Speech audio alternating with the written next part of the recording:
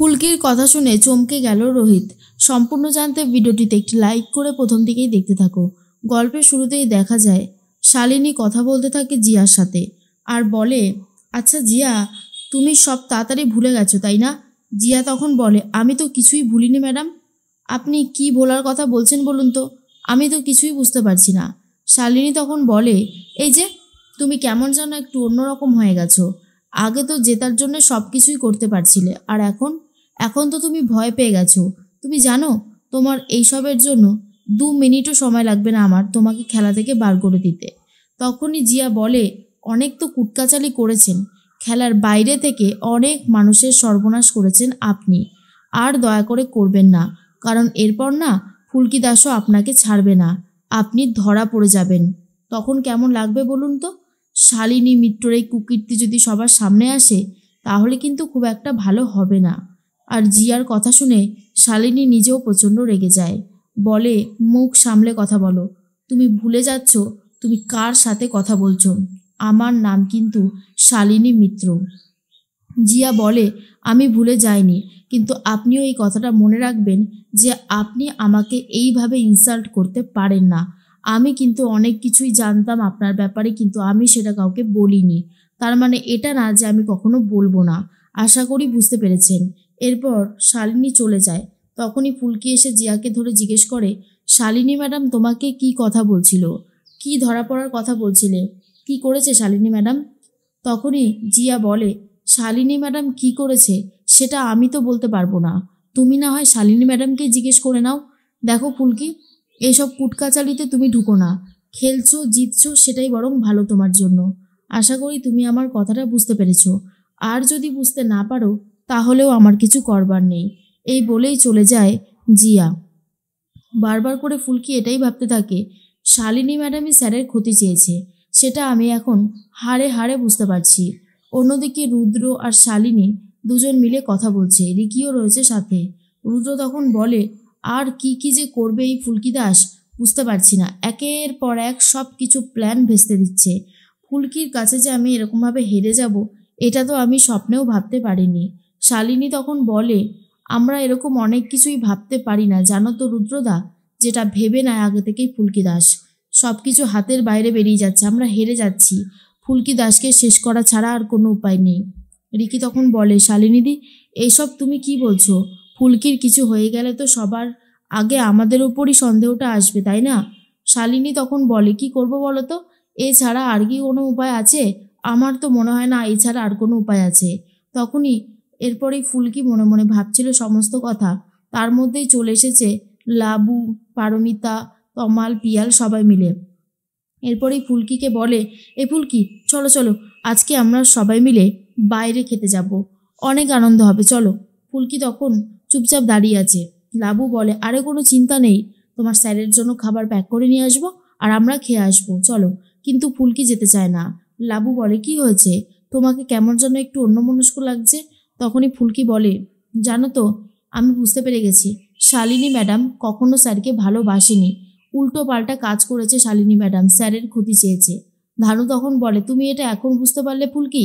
এই তো সেদিন আগেই বললে শালিনীদি কত ভালোবাসে আমার দাবাইকে, কত কিছুই না বললে। ফুলকি তখন বলে, হ্যাঁ আমি বলেছিলাম, কিন্তু আমি যে কত বড় ভুল সেটা আমি খুব ভালো মতন বুঝতে পেরে গেছি। সত্যি আমি আর ভাবতে পারছি না যে কি করে সবটা সামলাবো। এরপরে ঈশিতা সব কিছু শুনে নিয়েছে।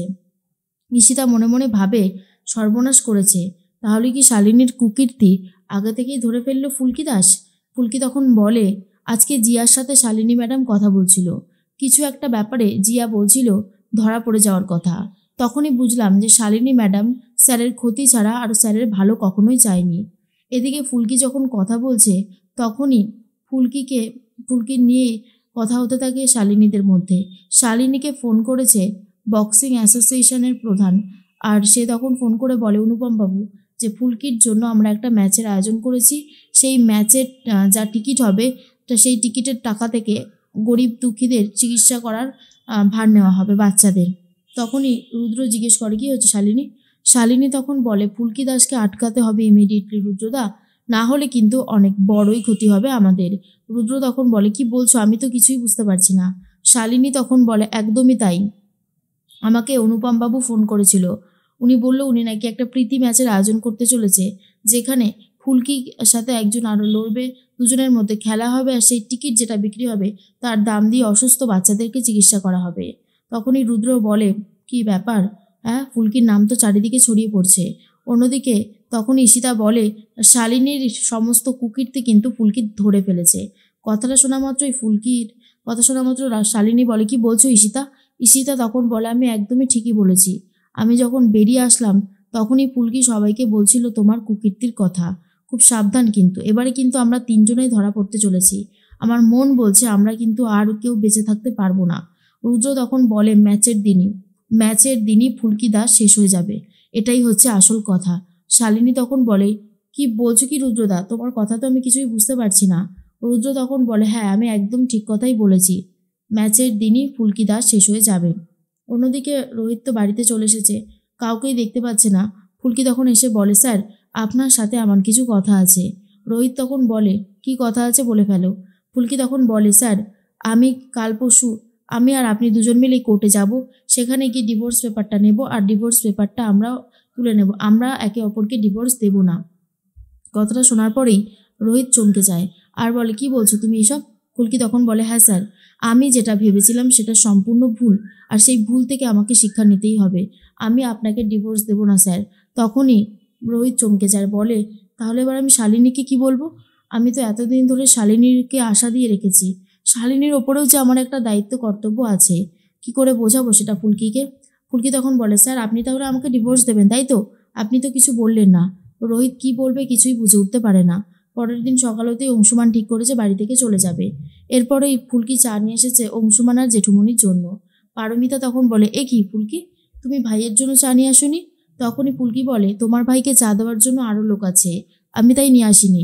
এরপরেই অংশুমান বলে, জেঠুমনি, আমাকে কিন্তু এবার এখান থেকে যেতে হবে। তখনই ফুলকি বলে, তুমি এখনও ঠিক হওনি দাদাভাই, তুমি এখান থেকে কোথাও যাবে না।